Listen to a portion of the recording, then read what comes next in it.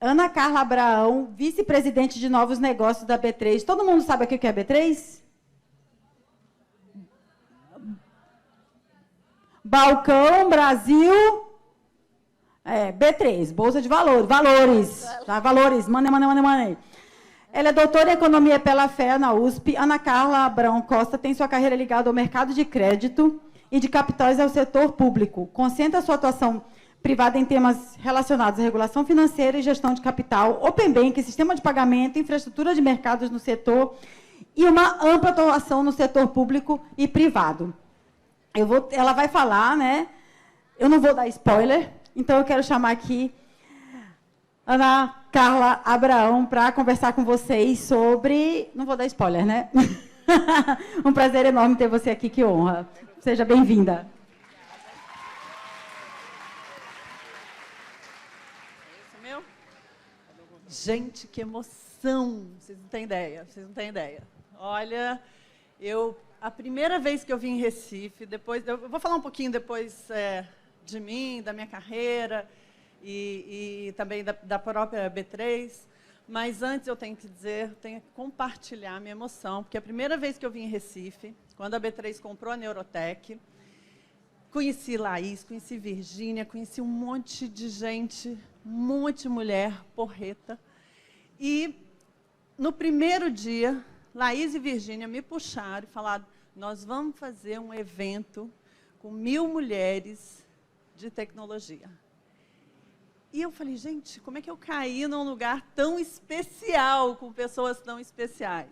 E hoje, esse sonho se realiza aqui, é só o primeiro, a gente vai fazer vários outros, eu tenho certeza, e vou lançar o desafio, que o ano que vem vai ser maior. Ano que vem vão ser 2.000 mulheres. E com o apoio da B3, da Neurotech, esse time maravilhoso que a gente tem aqui no Nordeste. Então, a gente vai crescer, a gente vai se empoderar, a gente vai continuar desenhando essa trajetória maravilhosa que vocês aqui já estão desenhando e que a gente vai alavancar ainda mais. Bom, mas deixa eu falar para vocês. Eu não trouxe uma apresentação, porque eu vou falar um pouco de mim, um pouco da minha carreira e também ouvir vocês. Eu acho que mais do que eu ficar aqui 40 minutos falando, quero também ouvir vocês, ouvir as dúvidas, questões, porque é para isso que a gente está aqui hoje. Mas deixa eu começar me apresentando. Bom, eu sou Ana Carla Abraão, sou economista. Eu costumo dizer que eu sou economista 3 vezes, eu sou graduada em economia, mestre em economia, doutora em economia. Fui casada 3 vezes, com 3 economistas, um de cada vez, calma. Tenho 6 filhos, 4 meus, 2 enteados que também são meus filhos, dos quais 4 economistas. Então, assim, eu sou bem monotemática, na verdade, eu fui bem monotemática até mais ou menos 2014. Eu comecei minha vida trabalhando em banco. Eu era bem jovem, tinha meus 20 e poucos anos. Eu tenho 2 irmãos homens e uma irmã do segundo casamento do meu pai. Mas eu fui criada com os meus 2 irmãos homens e a única mulher em casa. Meu pai era banqueiro. E eu fui a única que me interessei. E sempre ouvi as pessoas falando, nossa, mas seus irmãos é que tinham que ir trabalhar com seu pai no banco, não você. Mas era o que eu gostava, era o que me interessava. Eu nunca, vou confessar para vocês, eu nunca fui boa em matemática. Nunca. Mas eu sempre fui muito esforçada. E as pessoas falavam, não, vai fazer história. Você é melhor de história do que de matemática. Economia tem que saber muita matemática. E eu falava, não, mas é isso que eu quero fazer. E acabei entrando no banco, logo que eu terminei. Meu pai, sou goiana, com muita honra também, mas meu pai dizia para mim, eu me casei jovem a primeira vez, eu tinha 22 anos, 23, e ele dizia para mim, não vai trabalhar. Vai cuidar do seu marido, vai cuidar da sua casa. E eu dizia, não, mas eu quero trabalhar. E aí ele foi meio procrastinando assim, a minha entrada no banco. E quando eu terminei o mestrado, eu falei, bom, pai, agora eu posso ir trabalhar no banco, né? Eu já sei alguma coisa. Ele falou, não, tudo bem. E aí eu morava no Rio nessa época, eu tinha ido fazer meu mestrado. Aí ele falou, não, tudo bem. E me mandou lá para Madureira, ser caixa em Madureira, na agência que o banco tinha lá em Madureira. Eu estava já grávida do meu segundo filho, 50 graus à sombra, mas eu ia todo dia, estava lá. Até que ele, né, se convenceu que não tinha jeito mesmo, que era melhor deixar eu trabalhar, porque eu não ia largar aquela ideia. Mas, enfim, o banco quebrou, lá no Pós-Real. E quando o banco do meu pai quebrou, ele virou para mim e falou assim, e agora, o que vai ser de você? Eu falei, o que vai ser de mim? Vou continuar trabalhando, vou procurar emprego, vou estudar. E aí foi quando eu fui fazer meu doutorado. Aí, quando eu fiz meu doutorado, eu já tinha 2 filhos, e fui para São Paulo. Na época, meu marido se mudou para São Paulo, o trabalho dele, e a gente foi todo mundo para lá. E eu fiz meu doutorado e prestei concurso do Banco Central. Aí eu entrei no Banco Central e também só trabalhava com crédito bancário, temas de bancos, risco bancário. Fiquei no Banco Central 3 anos, tenho um orgulho de ter sido servidora concursada do banco, mas acabei achando que o setor privado tinha mais a minha cara, que eu precisava voltar para o setor privado, e fui trabalhar primeiro numa empresa de consultoria de economia. Foi a primeira vez que eu saí um pouco do mundo de crédito, risco, banco. Fui trabalhar como economista, que a gente chama economista de verdade, falar sobre juros, inflação, Banco Central, economia, se a economia, PIB está subindo, PIB está caindo, emprego. Mas, logo depois, eu recebi uma proposta para ir trabalhar no Itaú, no Banco Itaú, que foi onde eu fiz a maior parte da minha carreira. E no Banco Itaú, eu era uma das poucas diretoras mulheres, e mais do que isso, éramos eu e uma xará minha, as únicas diretoras de risco de crédito, que era um papel que nunca tinha sido ocupado por uma mulher. As mulheres normalmente estavam na área de jurídica e na área de pessoas. E foi uma experiência que, hoje, olhando para trás, foi muito estranha. Eu não imaginava que era estranho na época. Eu não achava que eu sofria preconceito na época. Mas eu me lembro que, no dia que eu fui promovida a diretora do banco, o meu ex-chefe, né, que eu virei par dele, virou para mim e falou assim, nossa, parabéns, você foi promovida. Está na moda promover mulher, né? Eu falei, a presidente Lula tinha acabado de ser, a presidente Dilma tinha acabado de ser eleita, então ele falou, pois é, está na moda promover mulher, porque agora tem uma presidente mulher, né? Aí eu falei, obrigada. Um outro par virou para mim e falou assim, eu usava né, roupa de homem, né, um taierzinho, sempre um taier preto, cinza, mas com um toquezinho de rebeldia. Eu usava umas meias calças roxa, laranja, verde. Alguma coisa eu precisava, né, fazer. E um deles virou para mim e falou assim, nossa, você foi promovida, parabéns. Eu acho que eu vou começar a usar meia roxa, para ver se eu também sou promovido. E eu juro para vocês que eu achei aquilo normal. Eu achei os 2 comentários, eles me passaram completamente assim, que graça. Enfim, fiquei no Itaú vários anos, 8, 9 anos, já nem me lembro.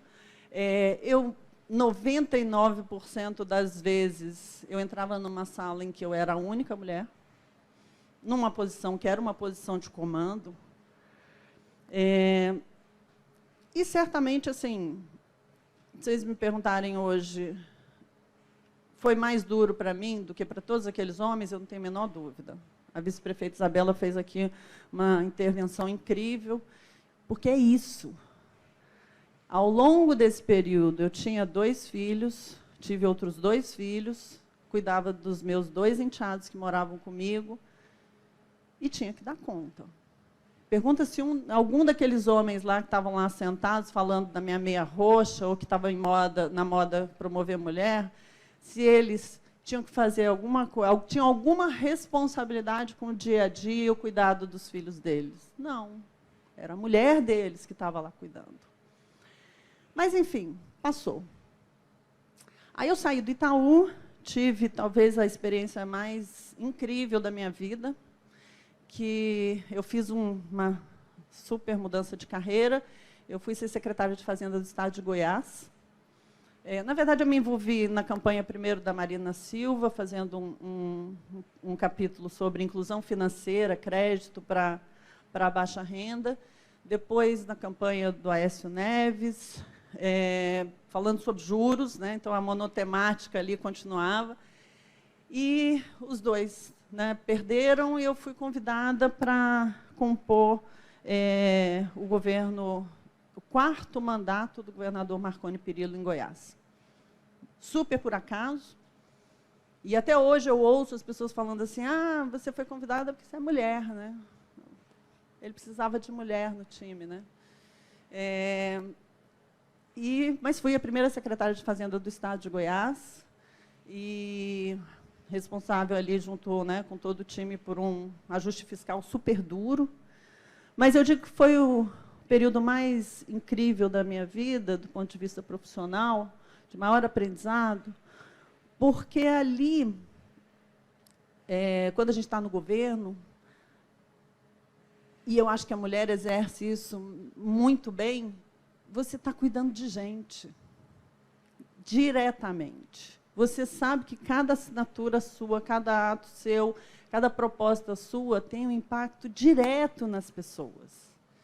E no setor privado, às vezes, você não tem essa... Você está distante. Depois a gente vai falar um pouquinho de B3, eu acho que B3 ela está mais próxima da gente do que a gente imagina. Mas, no setor público, você está constantemente cuidando de gente. E é quase como o exercício de uma maternidade ampliada, porque você sabe que tudo que você está fazendo, no final do dia, vai impactar muita gente, muita gente. Por mais que eu tivesse uma responsabilidade gigantesca no Itaú, nada se equipara a essa experiência. Eu sabia que cada dia que eu sentava lá com o governador, com a Assembleia Legislativa, defendendo um ajuste aqui, um corte ali, aquilo estava impactando o dia a dia de cada um dos cidadãos ali daquele estado. Então, é muito gratificante, é muito valioso do ponto de vista de experiência, e eu carrego isso comigo para o resto da vida. Tudo que eu faço hoje, eu penso no impacto, eu penso em como que eu estou contribuindo. Ontem eu peguei o avião lá em São Paulo super tarde, né, eu saí do trabalho, passei em casa, jantei com os meus 2 filhos pequenos e fui embora para o aeroporto. Eu tinha viajado, cheguei de viagem ontem, e a minha filha virou para mim e falou assim, nossa, mamãe, você vai lá para Recife só para dar essa palestra? E aí eu falei, vou porque eu quero ter oportunidade, nem que assim, se eu sair daqui com uma de vocês se lembrando de uma frase que eu falei, já valeu. Já valeu. E ela virou para mim e falou assim, eu te entendo. Vai sim, a gente vai te esperar aqui para jantar amanhã. Então, são essas coisas que eu acho que fazem parte, eu acho que para nós mulheres ainda é mais importante do que para os homens, justamente pela dívida, pela falta, pela injustiça, por tudo isso que a gente tem que combater até o final dos nossos dias. Mas, enfim, vamos voltar. Né? Saí do Itaú, fui para Goiás, fui secretária de Fazenda, e aí, quando voltei, eu fui trabalhar numa consultoria americana, chamada Oliver Wyman, e voltei a trabalhar com crédito, mas muito com o setor público também. E aí, foi quando caiu minha ficha. Foi a primeira vez na minha vida que eu percebi a crueldade do preconceito. E eu vou contar 2 episódios só para vocês. São vários, mas esses são mais emblemáticos. Desde que eu comecei a trabalhar muito jovem, sempre numa posição, primeiro, né, mais de controle ali, mais protegida, depois de pesquisa, depois de controle. Quando eu cheguei na consultoria, você não tem um cargo. Você é sócio, você está igual todo mundo. Ninguém sabe se você é chefe, se você não é. E eu chegava nas reuniões, e aí eu já estava numa época da minha vida que eu me vestia como eu queria. Eu sempre fui meio riponga. E eu ia para o escritório sempre, né, de tailleur, toda arrumadinha, mas na minha vida, né, eu sempre fui meio riponga. E na consultoria, meio que eu chutei o balde, assim, tipo a nossa vice-prefeita aqui de cropped. Eu usava minhas saias, meus colares. E um dia eu cheguei numa reunião com um cliente. Eu e um sócio e um consultor. 2 homens e eu. Eu vi que a pessoa cumprimentou meu sócio, cumprimentou o consultor e não me cumprimentou. Na hora que eu fui chegar perto dele, ele já tinha sentado e começado a reunião. Aí eu sentei na frente dele. E, por acaso, o tema da reunião era crédito, que era a minha especialidade. E toda vez que eu ia falar, ele se virava para o meu sócio, como se eu não existisse ali. E aí, só depois que entrou uma pessoa na reunião, uma outra mulher, me cumprimentou, virou para ele e falou: essa é a mulher que mais entende de crédito no Brasil. Ele era um estrangeiro. Essa é a mulher que mais entende de crédito no Brasil. Ela fez doutorado em spread bancário, e a gente só contratou a consultoria dela por causa dela. Aí o cara parecia que me notava, de repente. Mas o fato de eu entrar ali, entrar vestida, meio hippie, e ser mulher, claro, fez com que ele simplesmente apagasse a minha pessoa dali. E aí eu fiquei pensando, eu falei, bom, hoje eu tenho 54 anos, na época eu devia ter meus 50 já. Eu fiquei pensando, se a minha abalou, se eu me senti mal nessa reunião, imagina uma jovem que vem pela primeira vez numa reunião dessa, e muitas vezes numa posição de chefia, e é ignorada durante 40, 50 minutos. Imagina o que isso faz com essa menina, do ponto de vista da autoestima dela, da vontade dela de continuar. Muitas vezes ela está com um filho doente em casa. E ela vai olhar e falar, o que eu estou fazendo aqui? Então, foi a primeira vez que eu fiquei pensando, olha como é cruel essa relação. A segunda, que eu vou contar para vocês, eu escrevia uma coluna no Jornal Estado de São Paulo. E isso, trabalhando, né, a semana inteira, e eu escrevia essa coluna semanal aos domingos à noite. Eu comia pizza, né? São Paulo a gente come pizza todo domingo. Eu comia pizza com os meus filhos e já era sabido. Assim, eles falavam, agora a mamãe vai sentar para escrever a coluna dela. Então, eu abria mão, né, daquele último finalzinho de final de semana para estar com os meus filhos, para sentar e escrever minha coluna. E um dos meus maridos, o último, é um economista super famoso. Talvez algumas de vocês conheçam, o Pércio Arida, que foi pai do Plano Real. E ele, super conhecido. E um dia eu escrevi minha coluna, uma coluna que fez sucesso, todo mundo elogiou. Encontrei uma pessoa na rua, ela virou para mim e falou assim, nossa, suas colunas estão muito legais, Ana, muito legais. Mas me diz, quem escreve é o Pércio, né? Aí isso, um amigo, quer dizer, não é mais, né? Vocês imaginem que ele deixou de ser, né? Deixou de ser meu amigo. Mas, ou melhor, eu deixei de ser amiga dele, né? Nem sei se ele continua sendo meu amigo. Mas eu falei, poxa, como assim eu peço que escreve? E interessante, porque isso foi no meio da semana. No domingo seguinte, quando eu sentei para escrever minha coluna, gente, isso tem 2 anos, eu chorei. Porque eu falei, meu Deus, isso é muito injusto. Eu estou aqui, abrindo mão dos meus filhos, fazendo um negócio que eu estou fazendo, claro que eu gosto, mas também porque eu quero contribuir. E eu sofro esse grau de preconceito de alguém não conseguir atribuir a mim alguma coisa que eu estou fazendo com esforço e dedicação, é muito injusto. E nessas, né, a vida vai levando a gente. Então, talvez até por isso vocês entendam por que eu estou aqui hoje. Porque quando eu olho para trás e vejo a quantidade de eventos de injustiça e de preconceito que eu e tantas mulheres sofreram e ainda sofrem, eu não posso perder a oportunidade de olhar para vocês, de olhar esse auditório aqui lindo, cheio de mulheres, e poder, pelo menos, dizer: isso aqui é muito poderoso. Nós somos muito poderosas. A gente consegue fazer coisas e mover tantos obstáculos que a gente não pode deixar de reconhecer isso. E aí, e eu vou parar daqui a pouquinho para a gente poder né, ouvir vocês também. E aí, o que eu queria dizer para vocês é que, assim, quando eu olho para trás e olho para frente, eu digo, a minha trajetória foi certamente mais fácil do que a da minha mãe. E olha que minha mãe também é uma mulher porreta. Minha mãe foi senadora da República, deputada federal, a primeira mulher de Goiás eleita, deputada federal, senadora. E sofreu preconceitos gigantes. Eu sofri, menos que ela. A minha filha, que é a única menina em 5 irmãos, dá nó no 5. E sei que ela vai sofrer ainda muito preconceito, menos do que eu.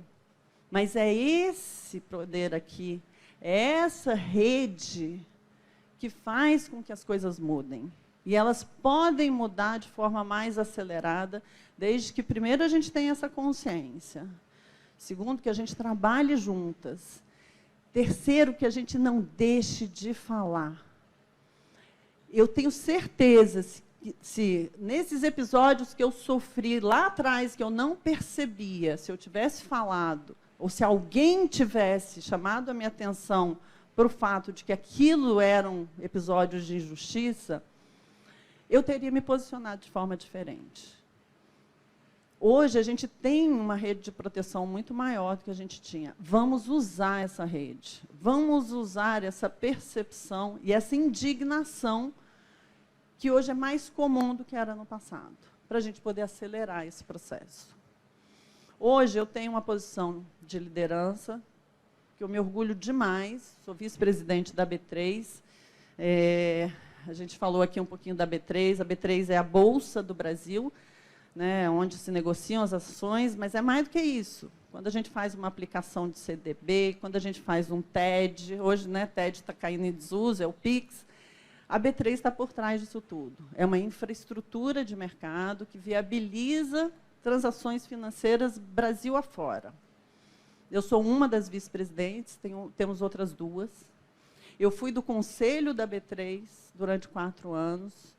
Hoje são 4 mulheres conselheiras na B3. É uma empresa de tecnologia, é uma empresa de serviço financeiro, é uma empresa sistemicamente relevante e que está cheia de mulheres. Mas sabe o que eu ouço todos os dias? Mas não tem mulher em tecnologia, por isso que a gente não tem mais mulheres. E aí, quando eu olho isso aqui, eu digo, como assim não tem mulheres? Se a gente procurar, a gente acha. Se a gente se esforçar, a gente acha. E não vai cair no nosso colo. Mas são movimentos como esse que mostram que existe, sim, mulher em tecnologia e em qualquer profissão. O que a gente precisa é ter clareza, que a gente tem que parar, olhar e dizer, a gente precisa de mulheres, a gente precisa de negros, a gente precisa de diversidade, a gente precisa de pessoas que possam ser o que elas são, porque é aí que está o valor.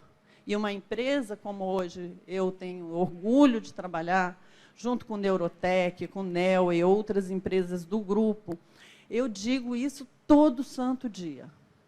E eu hoje não estaria numa empresa se ela não tivesse clareza dessa condição. Se ela não tivesse clareza de que não é o meu taierzinho fingindo que eu sou uma mulher que mimetiza uma posição masculina, um pensamento masculino, que vai fazer com que eu dê o meu melhor. O que vai fazer eu dar o meu melhor é eu ser quem eu sou. E é da diversidade que a gente tira o melhor. É da diversidade de pensamento. E a mulher tem o que o homem não tem. Não é que é melhor, é pior, mas é diferente. E é essa complementariedade e essa diversidade que faz com que tudo seja melhor. E, acima de tudo, mais justo. E é atrás de justiça que a gente tem que ir para ocupar os nossos espaços, ocupar o nosso lugar. A gente não está pedindo favor. O que a gente está querendo mostrar, tanto que a gente pode, quanto a gente pode, e o quanto é justo a gente ter o mesmo espaço.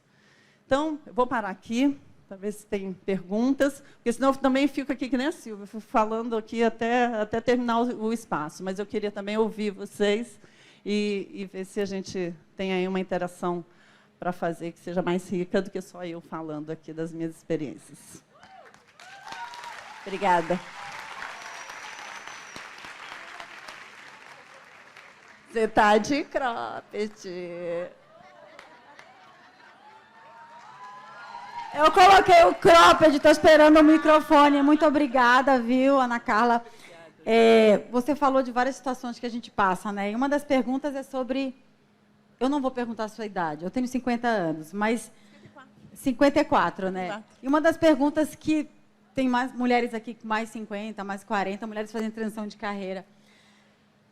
Eu sei que você vai pensar, sim, tem.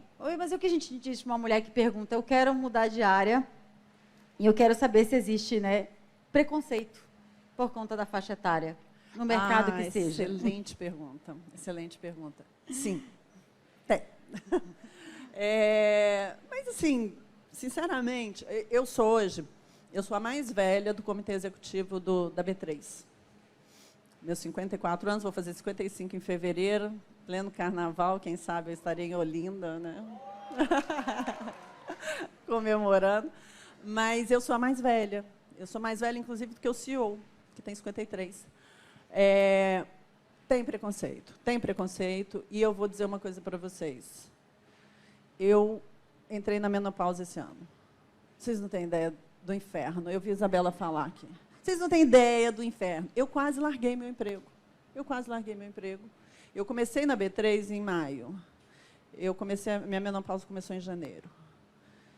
Eu juro para vocês que teve um momento ali para junho, que eu comecei a viajar, vinha para Recife, ia para Floripa, que eu cheguei em casa e falei, eu não tenho forças, eu não tenho condição de continuar. Isso aqui vai... Assim, eu cheguei na frente do meu médico, comecei a chorar. E ele virou para mim e falou, Ana, 50% dos médicos diriam que você está com depressão, te dariam, você tem que tomar um antidepressivo para ficar mais alegrinha. Outros 45% iam dizer para você, olha, sinto muito, é menopausa, não tenho o que fazer. Acabou, que dor, é melhor você parar de trabalhar, fica em casa. Você não pode? Então arruma um trabalhozinho mais calminho, vai ficar quieta mais, assim, né? Não viaja, menos responsabilidade, você está muito estressada. E tem 5% que vão dizer, vamos tentar fazer algum tipo de reposição, mudar a alimentação, vamos, né? Tem jeito. Felizmente, estou... Então você precisa. Dei meu jeito, né? Deu tudo certo. Fez toda a diferença, eu virei outra pessoa. Quer dizer, eu voltei a ser quem eu era. Mas, de fato, assim, tem preconceito. E as pessoas ainda falam assim para você, nossa, você está esquecida, né? A idade, né? Não é idade, não, é falta de hormônio mesmo. Então, tem preconceito, mas isso não é barreira, gente. Não é barreira. Eu me sinto produtiva, eu sinto, inclusive, que eu tenho um papel relevante e que está sendo exercido. A gente tem que se cuidar. A saúde em primeiro lugar, porque a saúde mental também, né, faz parte. Mas tem preconceito, mas esse preconceito está aí para a gente fazer o quê? Enfrentar, passar por cima e mostrar que está errado e está injusto. Então, quer mudar de carreira? Eu mudei de carreira, eu falei aqui para vocês, né, umas 5 vezes. A última agora, aos 54 anos.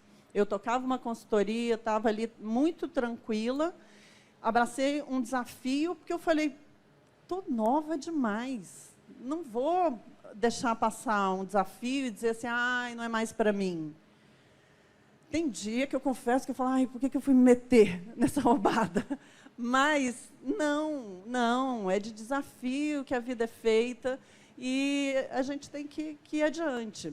Eu dou muita mentoria para meninas, né? E uma delas, uma vez, me falou isso. Falou, ai, mas como é que você faz, né? 4 filhos, 6 filhos, trabalha. E eu digo, assim, eu acho que a gente precisa... Primeiro, tem que estar em paz com a gente. O que eu quero da minha vida? O que vai me fazer feliz? Tem gente que não quer ter filhos, tem gente que não quer trabalhar porque quer ter filhos e exercer a maternidade, tem gente que quer trabalhar e ter filhos, ou seja, cada um é um, cada uma é uma. Uma vez que você trace para você quais são, né, as coisas que vão te fazer feliz, vai indo. Ah, vai ter um monte de dia que você vai falar, eu não dou conta, não está dando certo. Vai.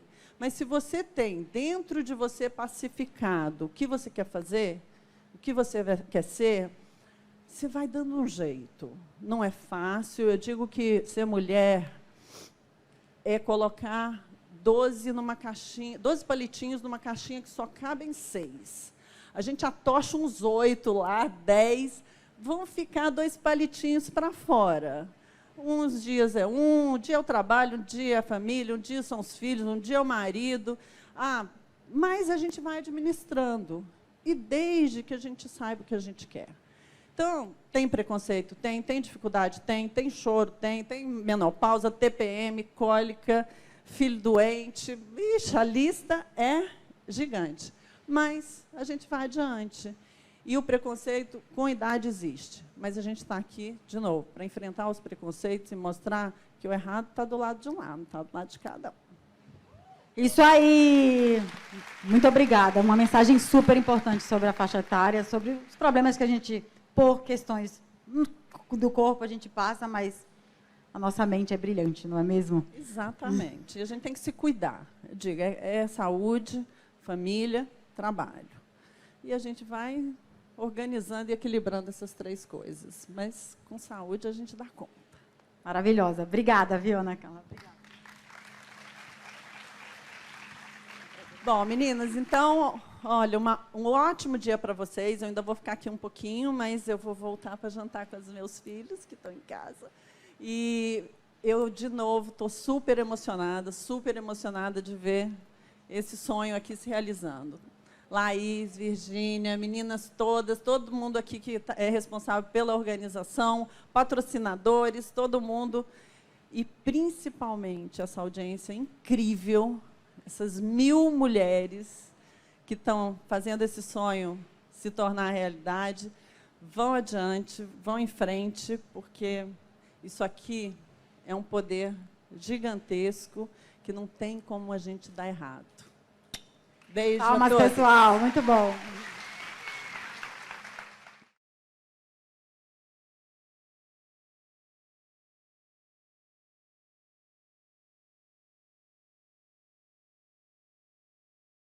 Ana Carla.